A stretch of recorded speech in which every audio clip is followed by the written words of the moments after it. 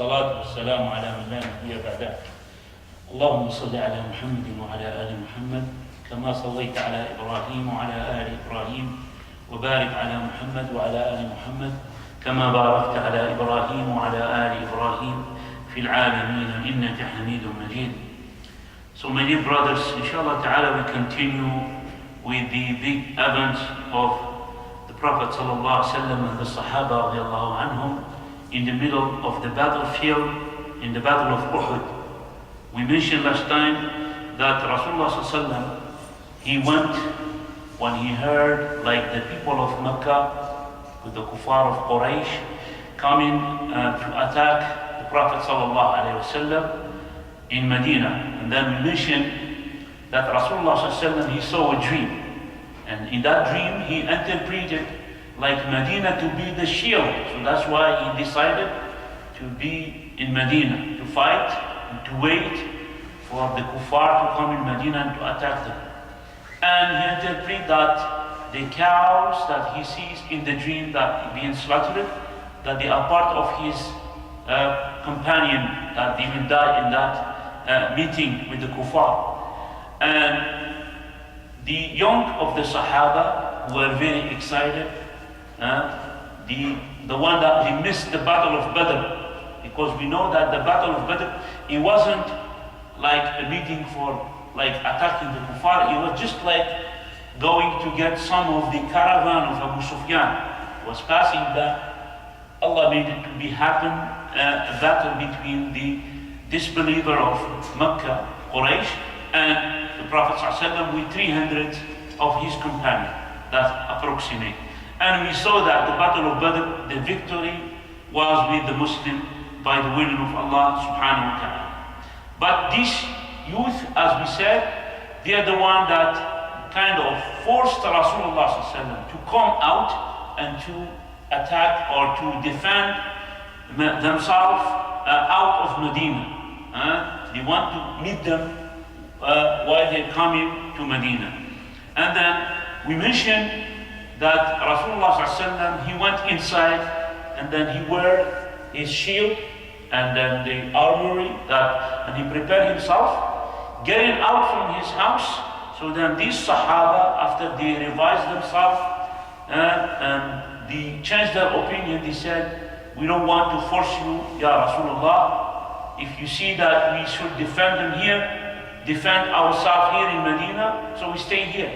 So Rasulullah ﷺ said that it is not, it's not supposed for any prophet whoever wear his shield or prepare himself and take his weapon, if he decided to go out, he shouldn't take it away till he pass or till he like fight in the battle. And when it's finished, so then he take it away. So then they went out of Medina and they met with the kuffar in the battle of Uhud. Why we call it the battle of Uhud? Because the meeting was close to the Mount of Uhud. All of us, we know where is the Mount of Uhud and where the Shuhada of Uhud, the martyr, the Sahaba that passed away in the battle of Uhud over there. So Rasulullah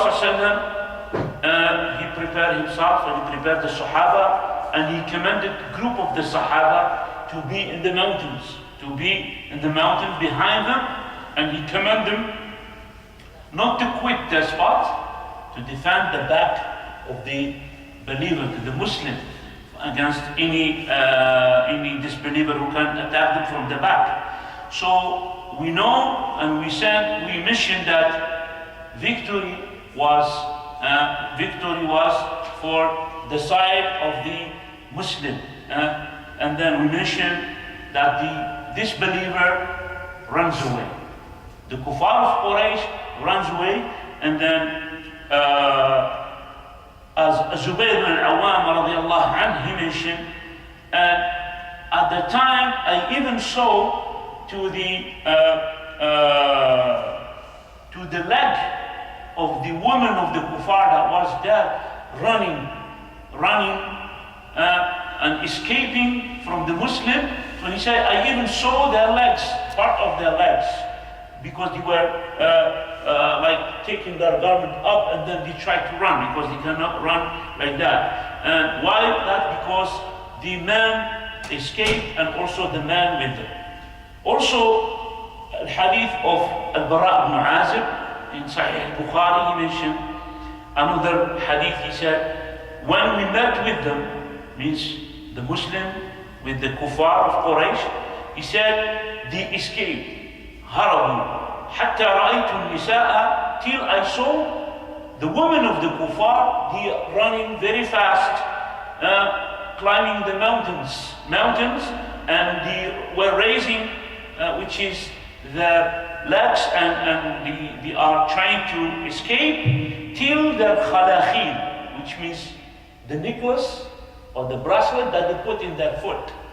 Sometimes it is some kind of jewelry, they call it in Arabic khilkhal, and they put it in their foot. The women put it in their foot. They are from gold or from silver. There is in India, in even Muslim country, there is this kind of jewelry. They put bracelet in their foot. This is called al-khilkhal. So then he said, till I saw, or we saw, the khalakhil of the women of the kuffar when they run away.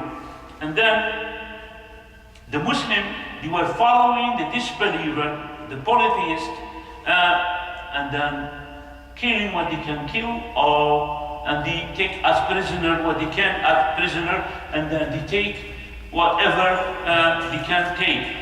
And then he said, which is Al-Bara ibn Azib, that the Muslim was in victory at the beginning. And then Rasulullah sallallahu alaihi wasallam, he commended the group of the Sahaba that they are specialized in arrowing, like with archery, with arrowing, only with that, to protect the believer, or to protect the Muslim from the back. But when they saw the defeat of the kuffar, and when they saw the woman of the disbeliever running away, and the man running away, so they thought that the battle is finished. So those group of Sahaba on the mountains with their arrows, so they thought that the battle is finished when they saw that. So then all of them, they went down from their spot. And then he said, Abdullah ibn Jubayr, which is their leader, the leader of the Sahaba who was on top of the mountains, he commanded them not to move and to stay in their spot as Rasulullah commanded. But they told him that the fighting is over, and then all of them, they went down from their spots. And the Khalid ibn Walid and Ikrimah, the son of Abu Jahl, there is one companion by the name of Ikrimah. He used to be a disbeliever. He is the son of Abu Jahl. He was a disbeliever at the time. Him and Khalid ibn Walid, when he was a disbeliever, they were leading the people who were with the horse, the night of the people of Quraysh. And then they didn't participate in that battle. Okay, they just waiting for any opportunity, and that was a best opportunity to attack the Muslim. So when Khalid bin Walid, he saw that the group or the man with the arrows in the mountain, they quit their spots. So then what he did, he surrounded the mountain. He surrounded the mountain that was a protection for the believer. Okay? And then now there is nothing in the mountains, no one who can defend the Muslims, so he took that opportunity and he surrounded, he made a turn over the mountains, and then he attacked the believer, the Muslim, from the back. Now the Muslims are going and following the kuffar who are running away and fighting with whatever they are fighting with.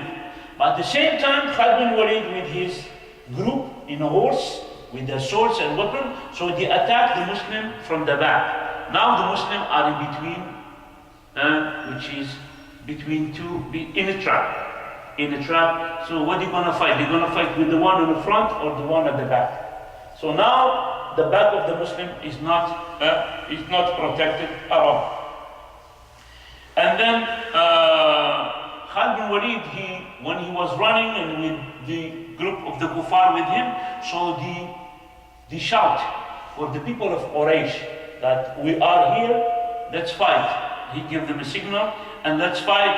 And then the kuffar of Mecca, the one who were in the front, so they came back against the Muslim again. Because now they are in state of power. So, and then the Muslims were in the middle, fighting both sides. So in that side, so they couldn't like control the battle, and because of that, it was a mess in the battlefield. And the kuffar or the disbeliever, they start killing the Muslim, very bad killing. So they didn't leave anyone except that they killed him with their arrows, with their sword, and so on. So Anas ibn al-Nadr, radiallahu anhu, one of the companions by the name of Anas ibn al-Nadr, he passed by the Muslim and then he said, what are you waiting for? Meaning, Muslims, they were shocked.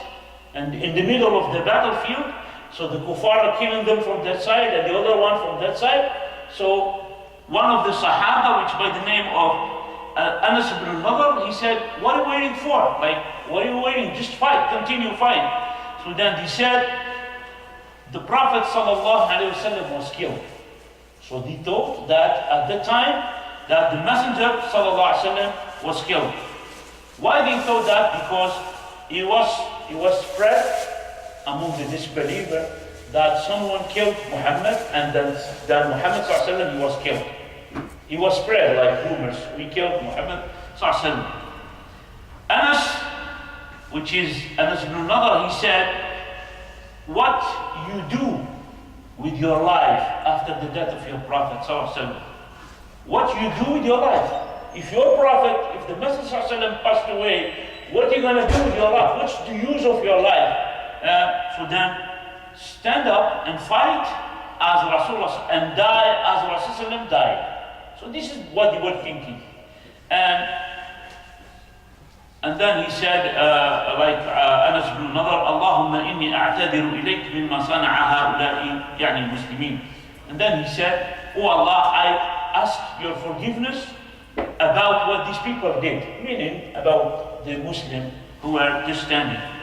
And then S.A.W ibn Mu'adh, he said to him, Aina ya Aba Umar. So Anas ibn Nadr has a son by the name of Umar. So he said, where are you going, ya Aba Anas? And then he said, Anas ibn Nadr, that man who was pushing the Muslim to fight back, he said, Wahin li rih al-jannah ya Sa'd, inni ajiduhu dunakum. So that's in the hadith. So S.A.W ibn Mu'adh, he said to Anas, where are you going now?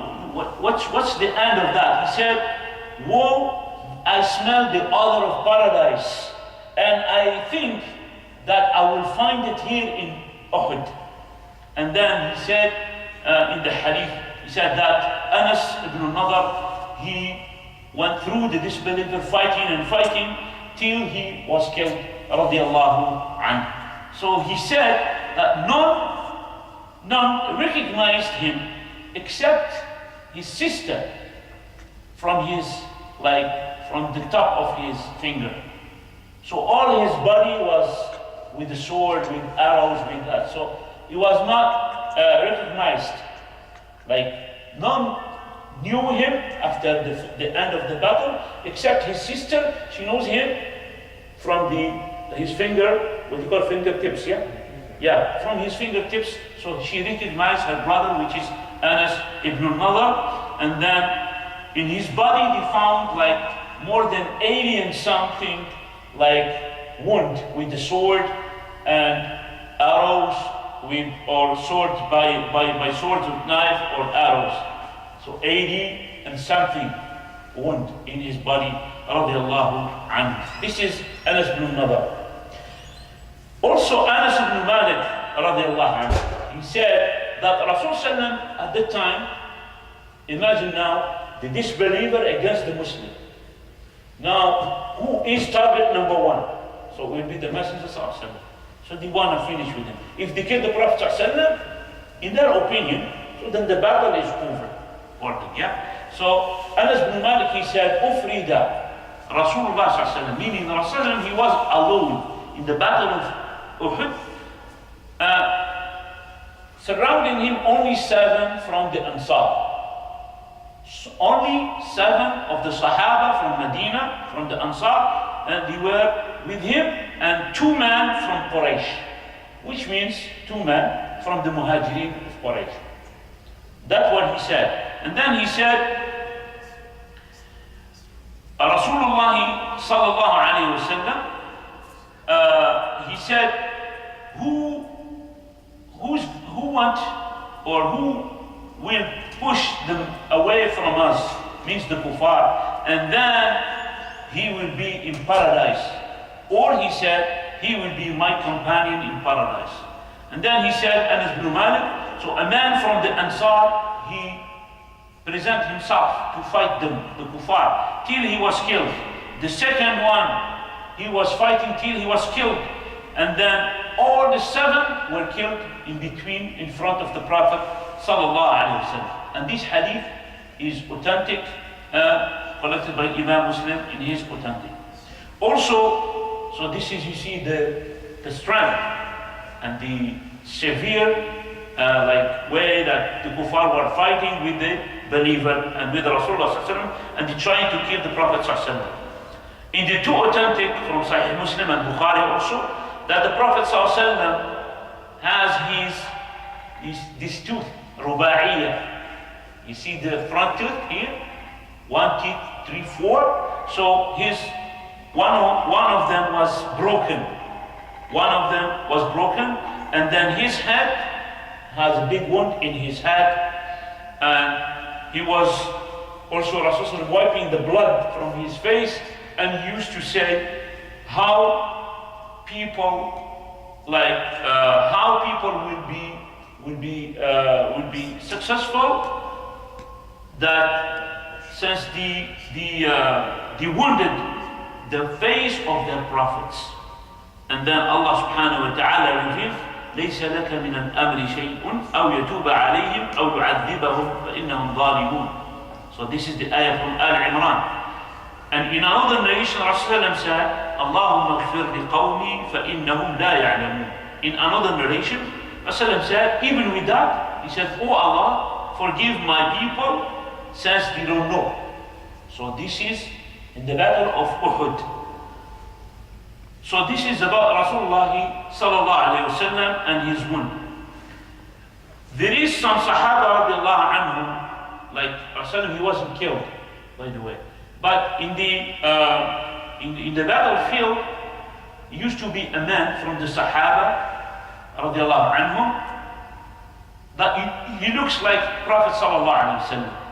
One of the kuffar, he killed him, and then when he killed him, he shouted in front of the kuffar of Quraysh, he said, I killed Muhammed.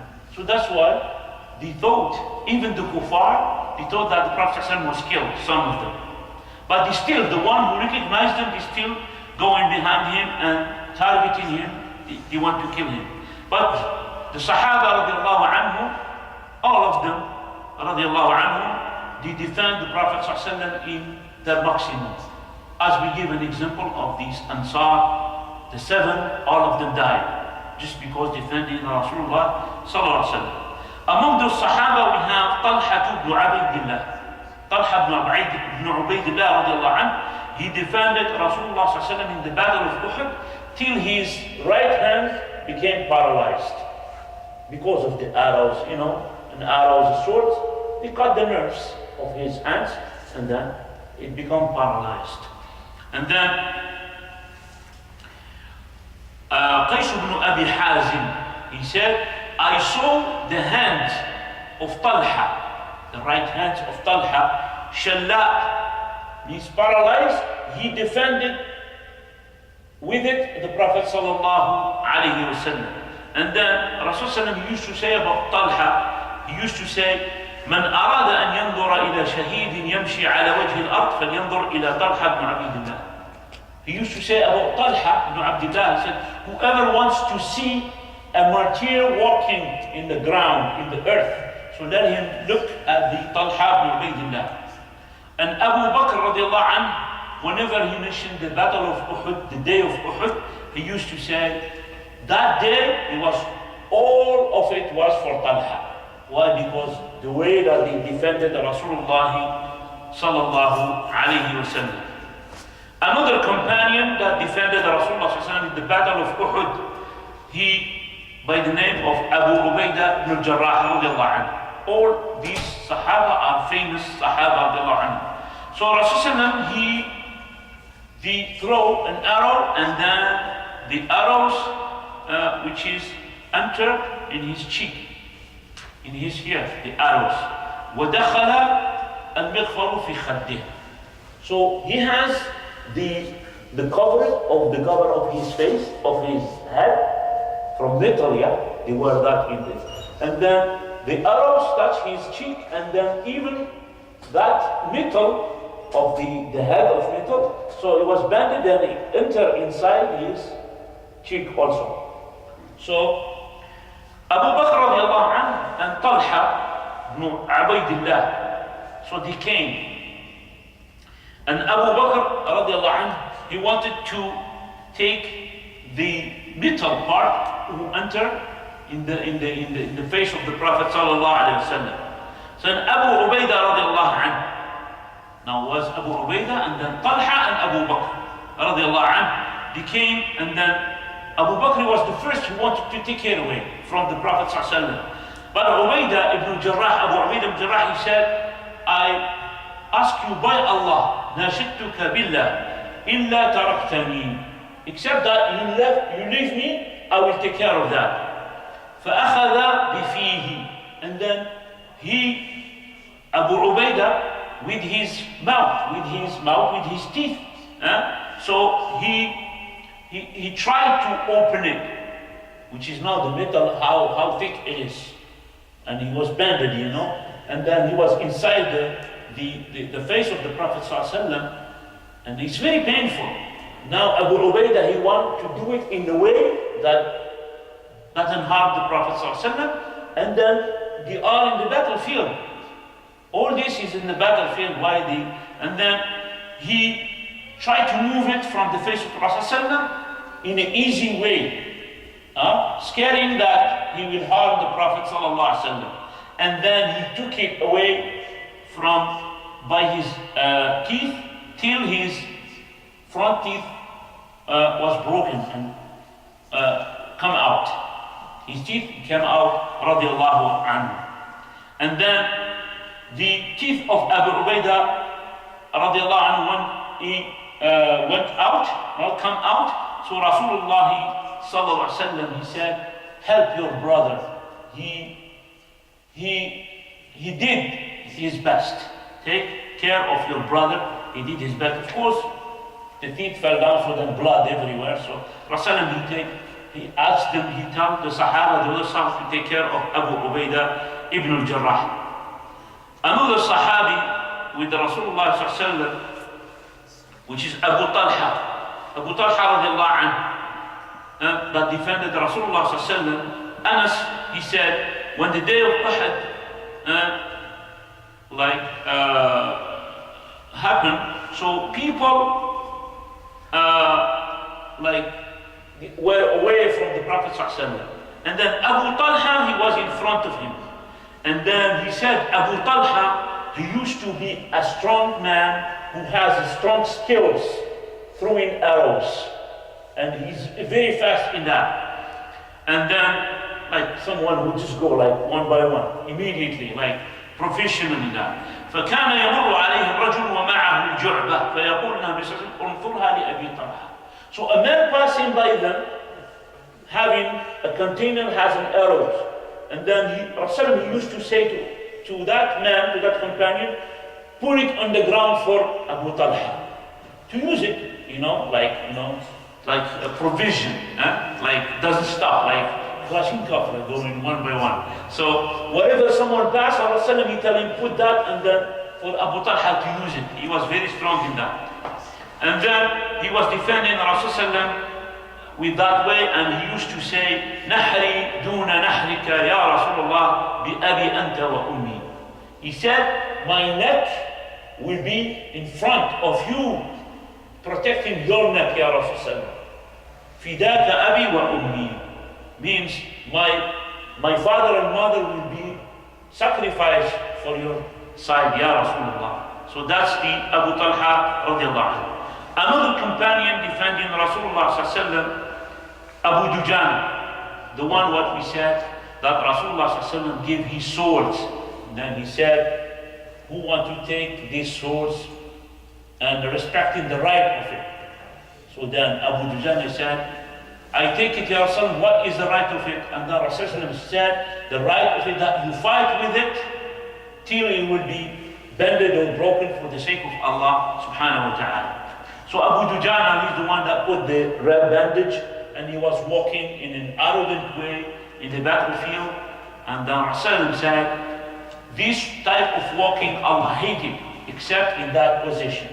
So that's Abu Dujana. So when the mushrikeen, when the disbeliever, they were targeting the Rasulullah sallallahu so Abu Dujana radiallahu anhu, so he was covering the Prophet sallallahu alaihi wasallam, meaning Rasulullah here, and then he was covering him like as a barrier, none will touch him. So any hitting with the sword, with arrows, it comes to Abu Dujana radiallahu anhu, and then all the arrows come to Abu Dujana, not to the Prophet sallallahu alaihi wasallam. And Rasulullah sallallahu or Allah subhanahu wa ta'ala revealed ayat in Surah Al-Imran. If we go to Al-Imran, now most of the ayat that talk about the battle of Uhud. So we know when we read Al-Imran which battle it's talking about. As Allah subhanahu wa ta'ala said, وَلَقَدْ صَدَقَكُمُ اللَّهُ وَعْدَهُ إِذْ تَحُسُّونَهُمْ بِإِذْنِهِ حَتَّى إِذَا فَشِلْتُمْ وَتَنَازَعْتُمْ فِي الْأَمْرِ وَعَصَيْتُمْ مِنْ بَعْدِ مَا أَرَاكُمْ مَا تُحِبُّونَ مِنْكُمْ مَنْ يُرِيدُ الدُّنْيَا وَمِنْكُمْ مَنْ يُرِيدُ الْآخِرَةَ ثُمَّ صَرَفَكُمْ عَنْهُمْ لِيَبْتَلِيَكُمْ وَلَقَدْ عَفَا عَنْكُمْ وَاللَّهُ ذُو فَضْلٍ عَلَى الْمُؤْمِنِينَ. So talking about Allah give you victory at the beginning, and then after that you disobey the messenger, the way that they disobeyed the Messenger ﷺ, not to stay in the spot. And then Allah subhanahu wa ta'ala, He said that, and He pushed them away from you for Him to test you. And then Allah forgives you, and Allah is most virtuous, He has more favor on the believer. That's in Surah Al-Imran. So those are some of the Sahaba radiallahu anhum, how they defend Rasulullah sallallahu alayhi wa sallam. But among the Sahaba, there used to be some women of the Sahabiyah, the believer. But in general, like the believer, the Muslims, they are the men who fight. Okay, but it happened that in the Battle of Uhud, which is like it happened that some of the Sahabiyat from the women were there, which means Nusayba bint Ka'b radiallahu anha. So Damrat ibn Sa'id, which is his grandmother, which is this companion, his grandmother, he said she attended the Battle of Uhud. And why? She wasn't there for fighting, but she was there in the Battle of Uhud to give water to the soldiers, to the Sahaba, like to serve the Sahaba. And then she said that I heard the Messenger sallallahu alaihi wasallam saying, "Al-maqamu li Saybatu bint Ka'b yawma khayrin min maqami fulan wa fulan." That he said that Rasulullah sallallahu alaihi wasallam said that a high status was for Nusayba bint Ka'b, one of the companion women, and that day she was more better than a status of so and so and so. He was comparing her, this companion woman, he was comparing her to men from the Sahaba in the battlefield. And he said sallallahu that her position was more better than this so and so and so. And then he said that he used to see her fighting at the battlefield, in the Battle of Uhud, like in a severe fighting. And then while she was like covering herself properly till she was wounded, 13 wounds in her body. Radiallahu anha. Also another woman from Bani Dinar, another woman, she was in the battle of the field, but she didn't fight. But what happened to her is, like, in the battle of field, her husband passed away, her brother and her father, 3 of them, they passed away. They were killed in the battle of Uhud. And then she told her, or they told her, your father passed away, meaning he died as a martyr. But what she said, she didn't cry, but she said, but what Rasulullah, what happened to the messenger of Allah? So then they said to her, وَأَعْظَمَ اللَّهُ أَجْرَكِ فِي أَخِيكِ, and may Allah grant your reward for your brother. Means, like, your brother passed away also. Then she said, and what happened to the messenger sallallahu alaihi wasallam? They are telling her, your father passed away. She didn't even worry about it, but she worries about the messenger sallallahu alaihi wasallam. And then they told her that your brother also was killed. Again she said, and what happened to the Messenger sallallahu alaihi wasallam? And then they told her the third one, and then وَقَدْ اسْتَشْهَدَ زَوْجُكِ, and then your husband, he was killed also as a martyr. But she said, and what happened to the Messenger sallallahu alaihi wasallam? So then they told her at the end, nothing happened to him, Ya Fulan, he is by the praise of Allah as you like. So then she wasn't sure. She didn't believe them. She said, let me see him till I see him in his face. And then they show her the Prophet ﷺ that he is over there, look at him. So then when she saw him, she said, كُلُّ مُصِيبَةٍ بَعْدَكَ جَلًا. So what she said, what's the meaning? He said, every calamity after you, in front of you is nothing. Okay, so that's what she meant. Like, since nothing happened to the Messenger ﷺ, every calamity is nothing for me. So this is the saying of that woman from Bani Dinar. And then there is a hadith of Rasulullah ﷺ said. He said, ﷺ, إِذَا أُصِيبَ أَحَدُكُمْ بِمُصِيبَةٍ فَلْيَتَذَكَّرْ مُصِيبَتَهُ فِي فَإِنَّهَا أَعْظَمُ الْمَصَائِبِ. He said, ﷺ, in that hadith, if one of you had a calamity, means has a musibah, his father passed away, his sister or his son, whatever it is. So if he has a musibah, so let him remember his musibah on me, which means the death of the Prophet ﷺ. If you love the Prophet ﷺ a lot, so then just remember the musibah of the Prophet ﷺ, so then your musibah will be nothing, will be very, very small. So that's the meaning of Rasulullah. And then he said, فَإِنَّهَا أَعْظَمُ الْمَصَائِبِ. This, my death, it is the biggest of the masa'ib.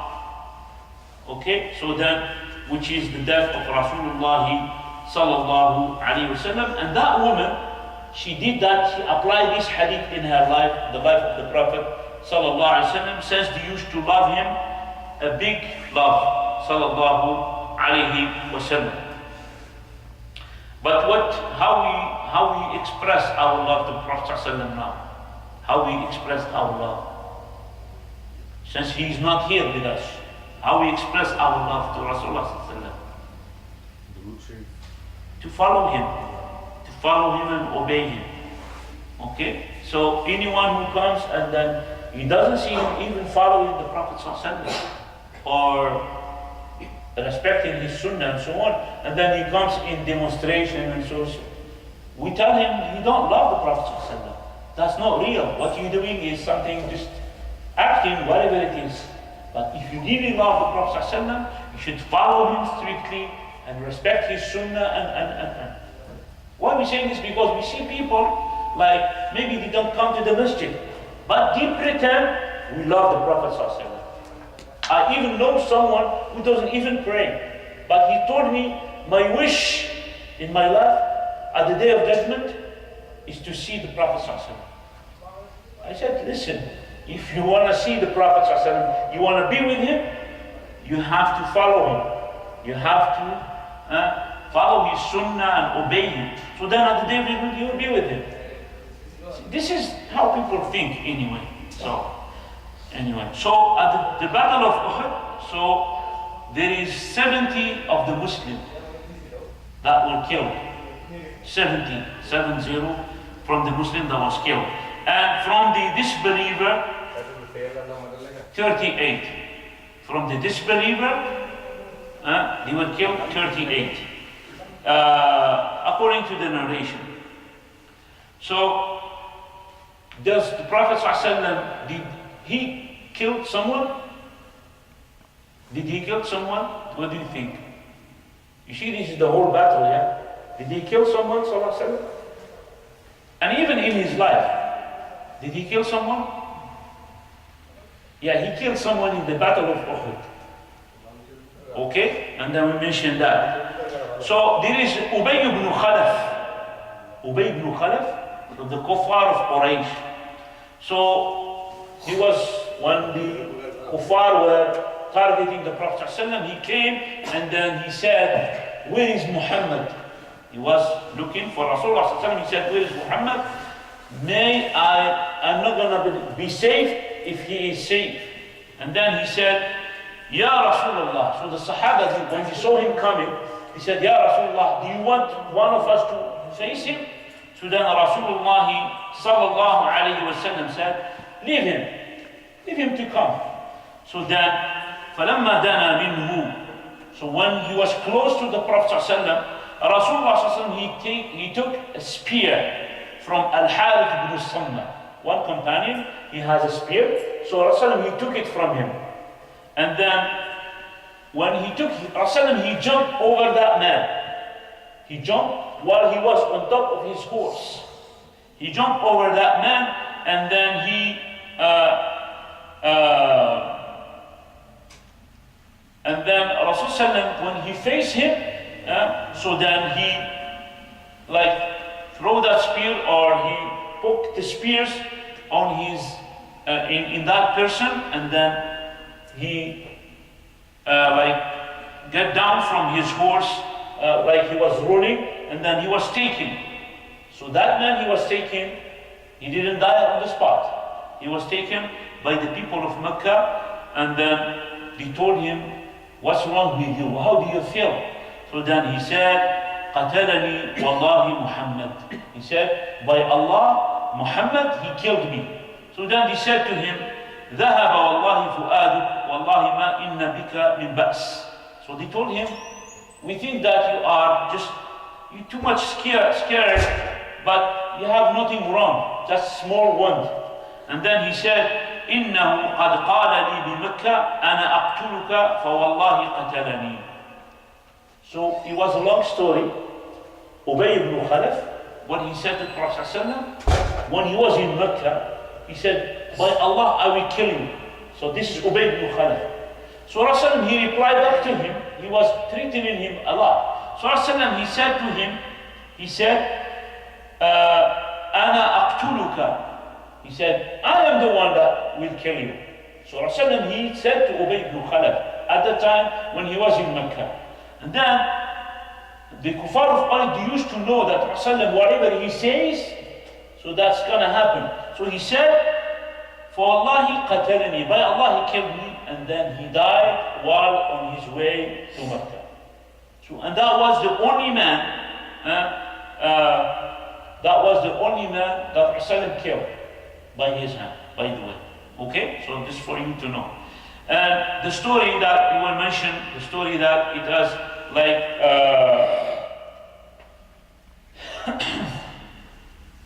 like Ubay ibn Khalaf, he said to the Prophet ﷺ when he was in Mecca, he said, "Oh Muhammad, I have one horse, I am feeding him, preparing him to kill you."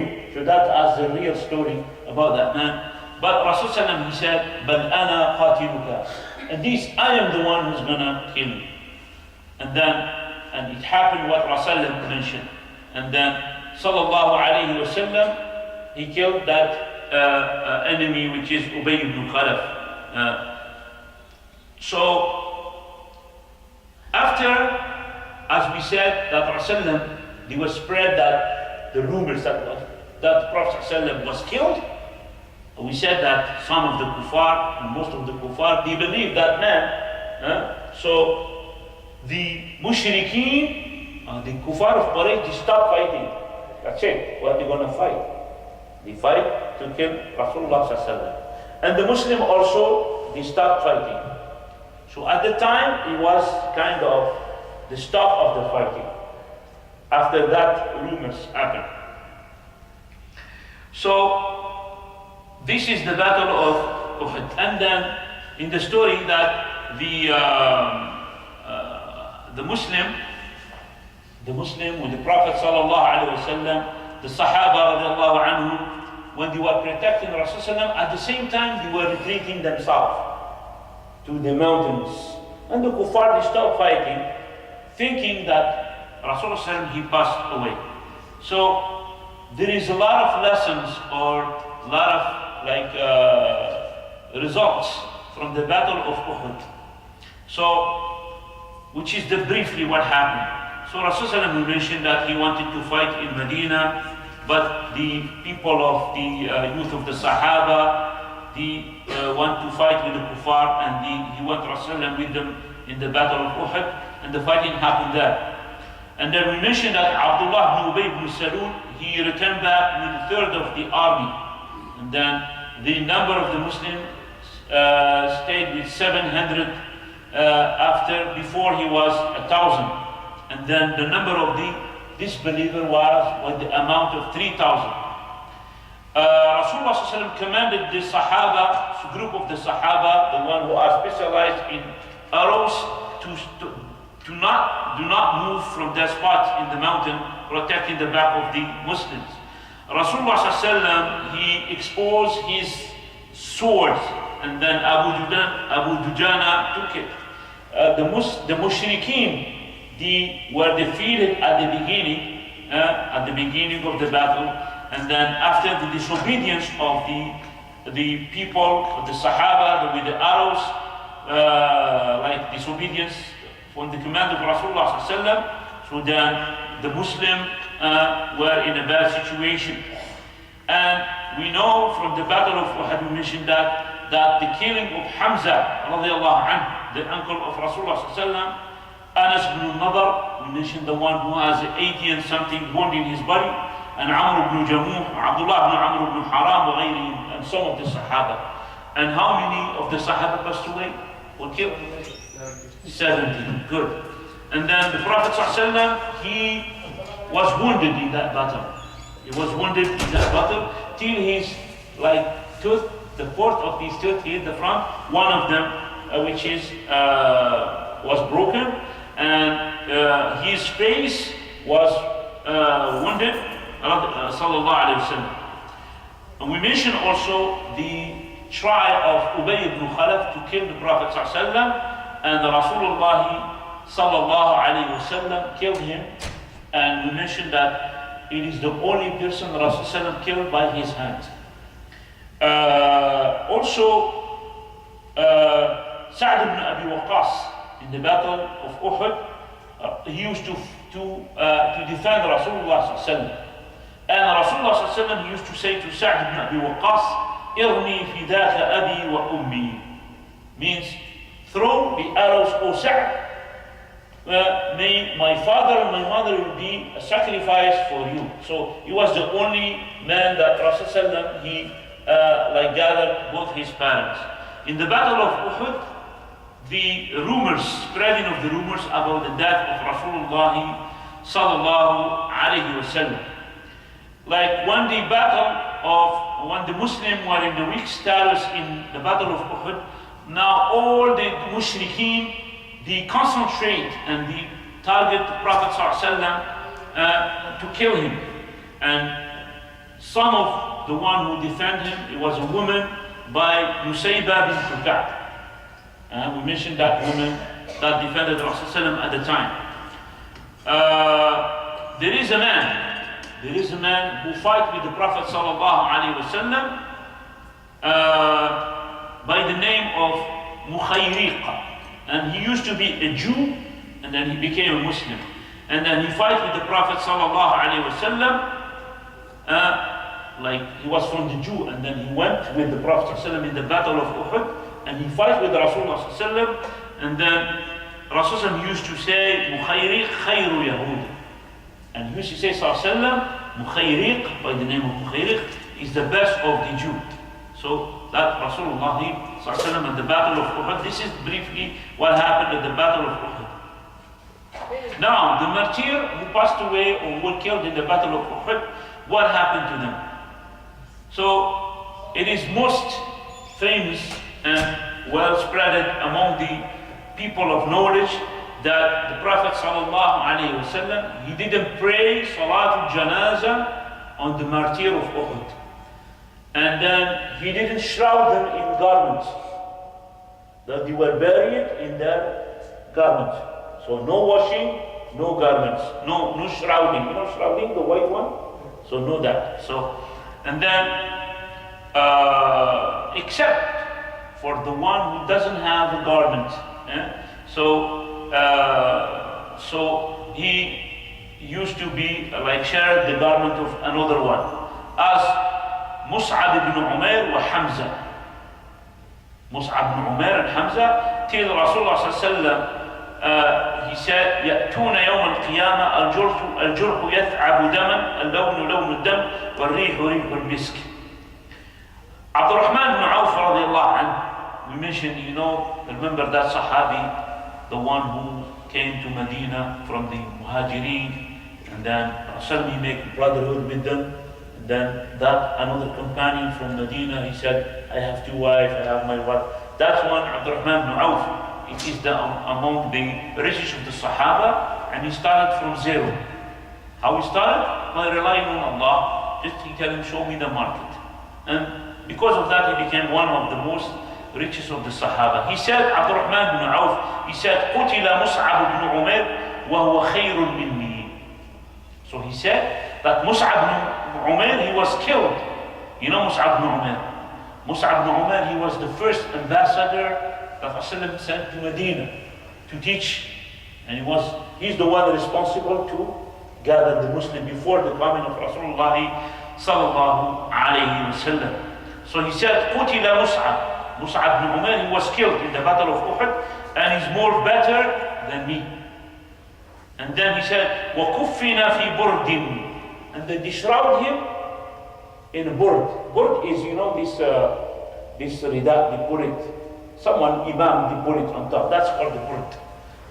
So, وَكُفِّنَ فِي بُرْدٍ. He said, فَإِنْ غُطِّيَ رَأْسُهُ بَدَتْ رِجْلَاهُ. If they cover his head, so then his leg will appear.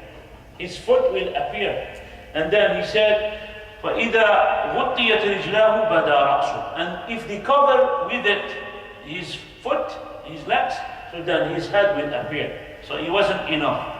And then, in another narration, Rasulullah ﷺ, what he did, so he made them cover his face, his head, and then he commanded them to collect some herbs, some plants by the name of an idkhir.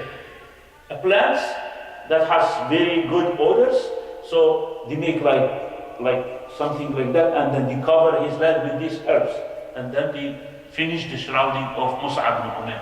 So this is what they did. But it's not mentioned here. So he said, Abdul Rahman ibn Auf, when he remembered that, he started crying. When he remembered Mus'ab ibn Umair. So this is about the prayer for the martyr. So this is the most famous. But it is also like to pray Salatul Janazah on the martyr one. There is no harm for that. And as Rasulullah did, sometimes he prays on the martyr, sometimes he doesn't pray. Sallallahu alayhi wasallam. So Ibn al-Qayyim alayhi rahmatullah, he mentioned some lesson from the battle of Uhud.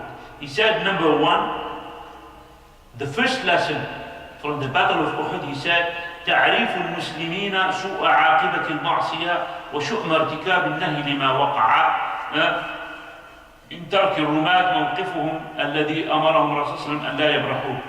The first lesson, he said, Allah subhanahu wa ta'ala, he made this happen like as a story. You see,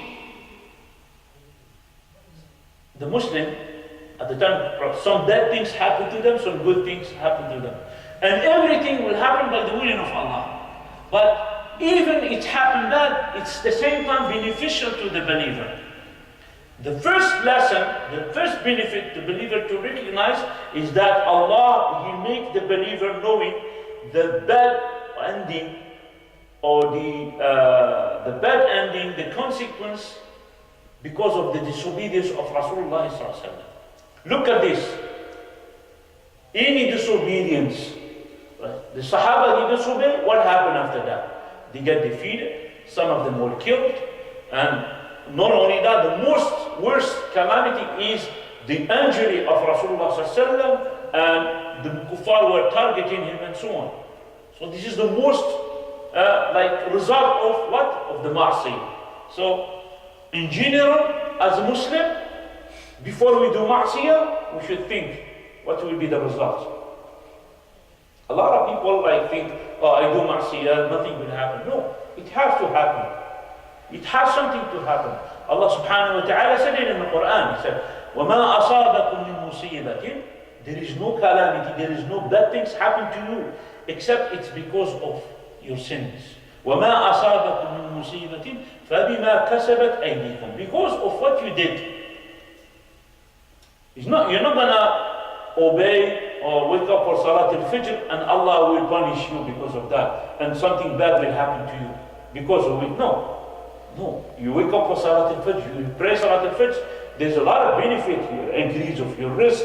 Allah subhanahu wa ta'ala give you barakah, you attend the khair, you have hasanat, a lot of things. Now, if you don't wake up, so then there will be evil happening to you. Maybe you're going to be kicked out, you're going to be poor, and so a lot of that things. So that's example, yeah. So that's the bad ending of any disobedience. And Ma'rakat al-Uhud, the battle of Uhud, what happened because of the disobedience from the Muslim, it's a result of that disobedience. And then we compare that to any disobedience. Okay, so this is the first lesson. And the second lesson, Ibn Qayyim alayhi rahmatullah, he said that from the normal happening or from the habit that the messenger, Allah subhanahu wa ta'ala will test. He will test them. And then but the ending or the good ending will happen at the end for the messenger. And the wisdom of that, which is Allah will test the prophets and messenger. He will test them. What's the wisdom of that? He can give them victory right away, yes. Allah subhanahu wa ta'ala ala kulli shay'in qadir. But the wisdom of that, he said, if they always get into victory, the messenger, so then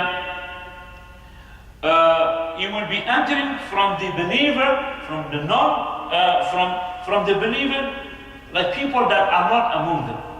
Because people will think that those messengers, they always has victory, let's be with them. So at least when they were defeated sometimes, so then this believer or those hypocrites, they stay away, they're going to believe themselves that they are on the right way and so on. So that's the thing. And then, which is, because of this test, Allah subhanahu wa ta'ala, He make like the separation between the true believer and the non-believer. The true believer and the hypocrites. Okay? Without test, this will not happen. Without calamity, without trial, this will not happen. So the hypocrite will stay with the believer thinking that they are believer. But at the time of test, the hypocrites will appear. And as it happened with Rasulullah sallallahu alayhi wa sallam. And there is many others lessons that Ibn Qayyim alayhi rahmatullah, he mentioned.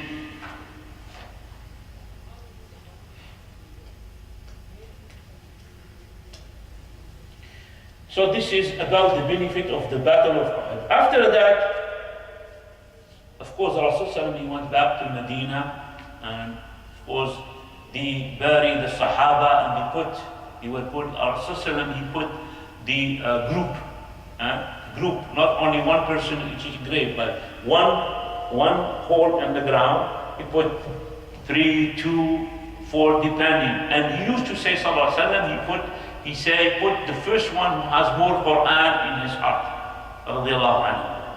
And Shuhada of Uhud, the Shuhada of Uhud, they are in the field, still they are in the field of Uhud. Okay, if you go there visit, you see now they put like a screen and wall. You know why they did that? Just because, and then you see nothing, like you don't see like grave with marbles, no, you just see ground. Okay? When you see that, I don't know who went there, no one went there, you went there? Okay, they put screen, and there is some like brothers, man, that watching. Why? Because there is some people, they want to go inside. Okay? Some people, they want bad things, and some other people, they want to do bid'ah, and so that's why they are watching all the time there.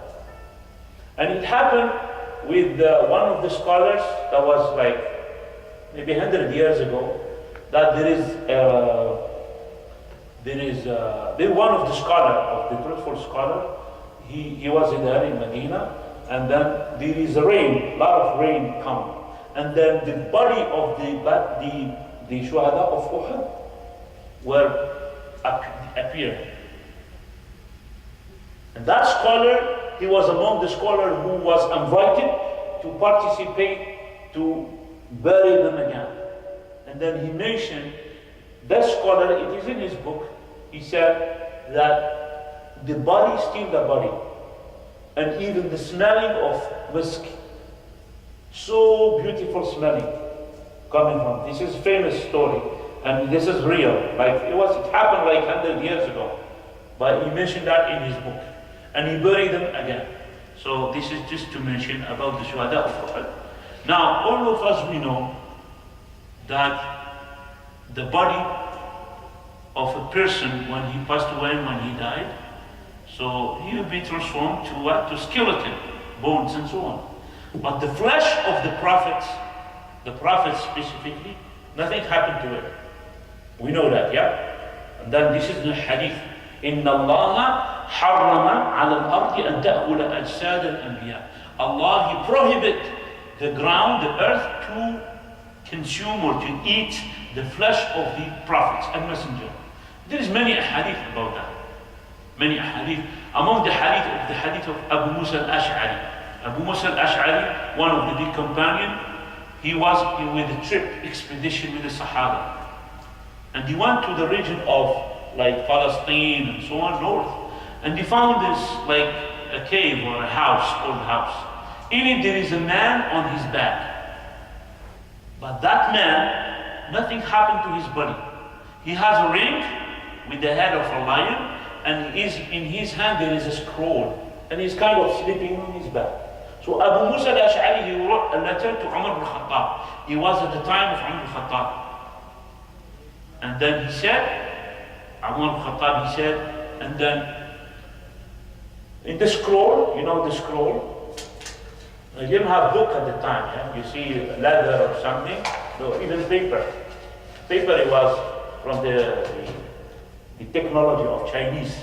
And later on, the Muslim got that paper, like that skills to make paper, and then because of that, knowledge spread and so on. But it was a scroll, and in the scroll there is some wisdom.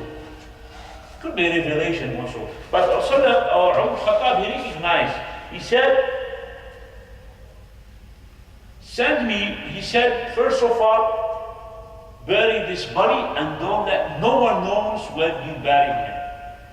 And I don't know, I'm not sure, but he said that body is the body of the Prophet of Allah, Daniel. There is a prophet by the name of Daniel. And the scholar mentioned this hadith about Daniel, sallallahu alayhi wa sallam. It's not in the Quran. There is no Daniel in the Quran, by the way. Yeah? But the people of the book have knowledge about him, and then maybe the Sahaba took it from them, and they talk about him and by the name of Daniel. He said, the scroll, send it to me, bury the body, don't let no one knows his grave, where is he? And send me the ring. No, he said, the ring, keep it for you, and send me the scroll. That's Umar ibn Khattab radiallahu anhu. And by the way, there is no grave in the earth that is sure for to be a grave for Prophet except the grave of the Prophet. You get it? People say, oh, this is the grave of Isa, this is the grave of Ibrahim, this is grave. All this is not sure. Except the grave of the Prophet ﷺ, that is 100% sure. That is the grave of the Prophet ﷺ. And Allah made it like that, purposely. Because imagine people that are not prophets, yes, and the people they worship them, that are not even prophets. People goes to them and they make dua and they wipe themselves to the grave, they do barakah, they make sujood. Shirku billah. So it's by Allah subhanahu wa ta'ala. So this is about the shuhada of Uhud, just to mention that because of that. Rasulullah sallallahu after the battle of Uhud, which is the year number 4 of the Hijrah. The year number 4 of the Hijrah. So a group of people from Udal wa Qara, from tribe, from Udal and Qara, and then they came to Rasulullah sallallahu and then they mentioned that we are Muslim. And we want from the Prophet ﷺ to send with them group of the Sahaba that has knowledge, to teach them the religion and to teach them the Quran. So Rasulullah sallallahu alayhi wasallam, he sent with them 10 of his companions. And then the leader was Asim ibn Thabit. And some of the scholars said Murtad ibn Abi Murtad. So then when they arrived to a location called Al-Raji', so then these people who was with them, they tricked them, as they were not true. So they called, which is a tribe of Hudayl. So they called the tribe of Hudayl, and then they follow with them, which is they follow with the 10 of the Sahaba, they follow with them with 100 men who throw arrows. And they surrounded them. So these 10 Sahaba, when they protect themselves in certain safe location, so they couldn't attack them, yeah? So they scared from them. So then they said to them, we give you promise, and we give you the covenant, if you come down to us, so then we will not kill no one from you. So then Asim, which is their leader, so he refused to come down. So he didn't believe them. But he fight against them. So, and then he was killed. He was killed. He fight with them till he killed from them 7. And there is Khubayb ibn Uday, Zayd ibn Dathina, and another man. So then they give them a promise not to kill them. So 3 of them, they went down and they submit to them. But because they were more than 100, as we said,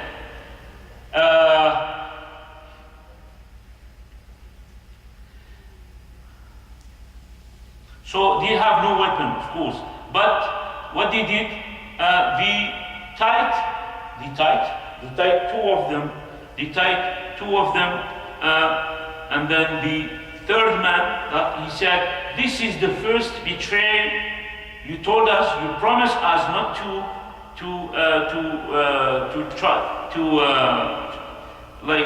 it was not to harm us, and then after that you take us." So then he refused to submit to them, and then he fight against them till he was killed. So they took Khubayb ibn Uday, Zayd ibn Dathina, and then they sold them in Mecca. So they took 2 of the Sahaba and they sold them in Mecca. And then both of them, which is Khubayb ibn Uday and Zayd ibn Dathina, so both of them, they were among the Sahaba that killed some of their leader in Badr, in the battle of Badr. So Khubayb, he stayed with the people of Mecca as prisoners. And then 2 things happened to him, radiallahu anhu. Kind of miracle, Khubayb, radiallahu anhu. So the first event happened to him that he used to find with him food.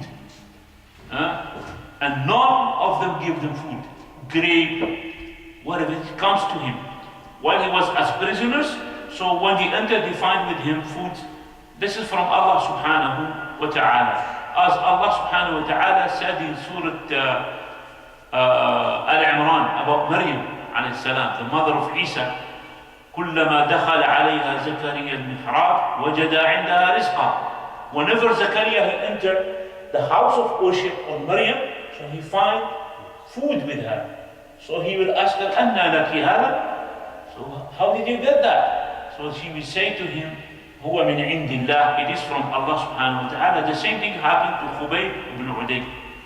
Another thing that happened to Khubayb ibn Uday, that he asked for a razor blade, to shave part of his body. Okay, there is some part of our body, so Rasulullah, he told us to shave, okay, like part of the navel, like to take away the hair that is in the armpits and so on. This is from the purification. So he asked that. So he asked for that. So then a woman from the tribe, from the people of Quraysh, of Mecca, so then she said with her son, the blade to that prisoner. So then when the son came with the blade to Khubayb, so then the woman, she wake up, she said, what I did, I said to prisoners, my son with the blade. So what's going to happen?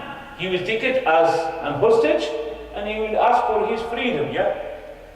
So then the woman, she went to that man, and maybe she said, maybe he's gonna kill my son to revenge on himself. So she came out very fast, and then when Khubayb, he saw the woman, and in a very scary way, she was very scared. So, and then the boy is in front of him, and then he said to her, are you scared that I'm gonna kill him? And then he left him, and he didn't even touch him. Now this is Khubayb radiallahu anhu. Maybe other person have no iman, no faith, because the boy has nothing to do. Okay? Another person, he will use it, maybe he will kill him as a revenge or to free himself. But this is the akhlaq or the character of a Muslim. He cannot kill a boy, he cannot kill the kids, and so on, so on, so on. So, and then he uses the what do you call it, the blade to clean himself. After that, the kuffar of Quraysh, they took Khubayb radiallahu anhu out of Mecca in a location called At-Tan'im. You heard about Tan'im? Tan'im, you don't know about Tan'im? You know this location where people think that you are in Mecca, you do Umrah, and then you go to Tan'im, you do perform another Umrah. That's a Tan'im. Okay? So they call it a Tan'im. So, why they took him to a Tan'im? Because the Arabs, they think that a Tan'im is not part of Al-Haram. You know, Al-Haram is the Kaaba, Masjid Haram, and the surrounding of Mecca. This is Al-Haram. Out of Al-Haram is another location, which is that in Al-Haram, the Arab, they used to believe that you cannot kill. It's a sacred area. Okay? So that's why they take him away from Mecca, which is At-Tan'im. And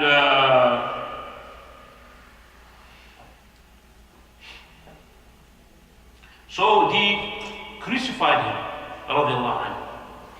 And then before they do that, he said to them, leave me, I pray 2 rak'ah. I'll finish that, I'll finish. So leave me, I pray 2 rak'ah. Pray 2 rak'ah before, because they're gonna kill him. And they're gonna kill him because he killed one of them in the battle of Baitul. And then he said, so they left him and he prays 2 rak'ah. When he finished, he said, by Allah, I'm scared that you say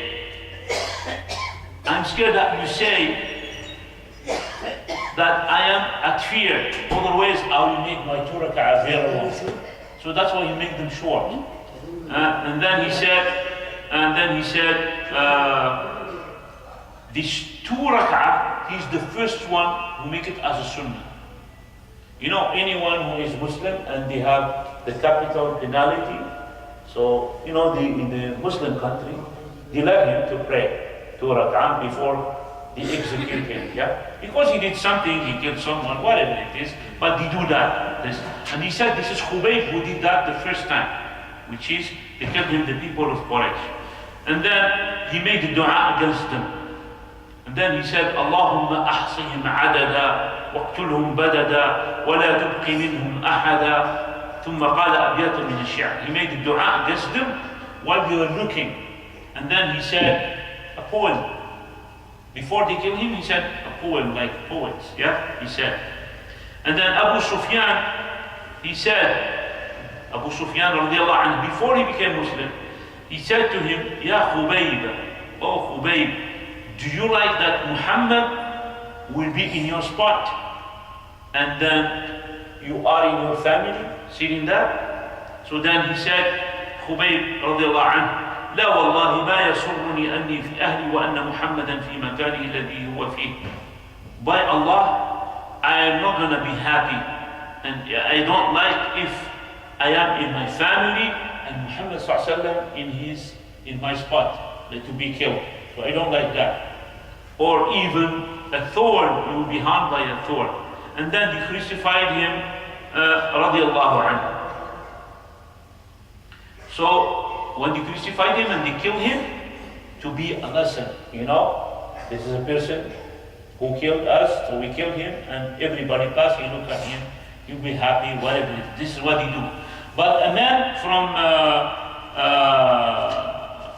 from them, which is Amr ibn Abi Umayyah Damri, so at the night time he took him in a way, so he couldn't now in the night time, and then he took him and he buried him.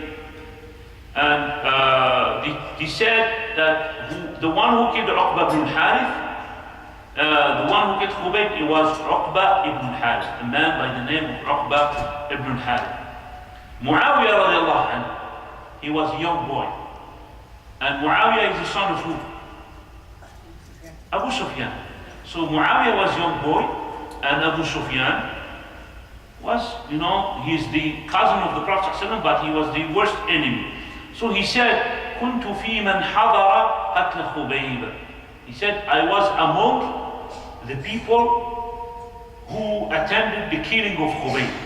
فلقد رأيت أبا سفيان. And then I attended Abu Sufyan, which is his father, يلقيني إلى الأرض فرقا من دعوة خبيب.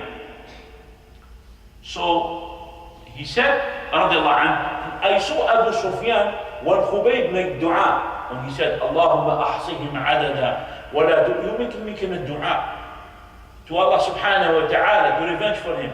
So Abu Sufyan, what he did, and the Arabs at the time, so when Khubayb made the dua, so they sat down on the ground. They used to believe that if you stand down to the ground and you lie down your body to the ground, the dua will not reach you. So Abu Sufyan, he put his son, which is Muawiyah, and Muawiyah, he's seen that. He said, he put me on the ground with him. So that was the Arab used to do. So, and you know that Khubayb was an oppressed one. He was an oppressed one. And because of that, you know that Allah made the istijaba of the madhnoom.